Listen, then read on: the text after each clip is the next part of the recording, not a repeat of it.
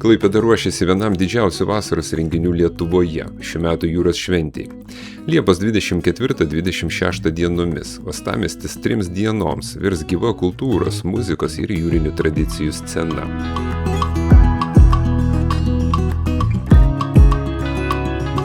Šių metų tema – kaip kine, kviečianti kiekvieną šventės dalyvį tapti pagrindiniu savo vasaros istorijos herojumi. Per beveik 100 skaičiuojančią jūros šventės istoriją, Klaipėda iš mažų regatų ir jūrinių ceremonijų išaugo į renginį, kasmet sutraukiantį 100 000 lankytojų. Šiemet jų lauks beveik 100 renginių – koncertai, parodos, gatvės festivaliai, performansai, edukacijos ir didžiausia vasaros mugė Lietuvoje.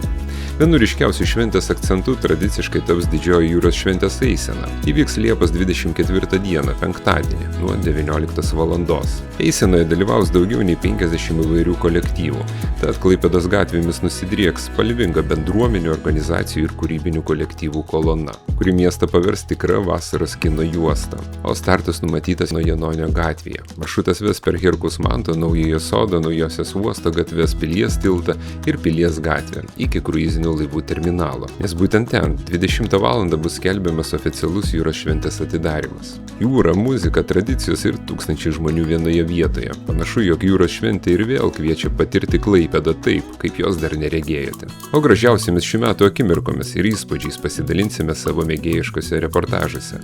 Tad nepamirškite palaikyti šios idėjos sukurti Klaipėdos televiziją savo patiktukais, komentarais ir dalinkitės video su draugais.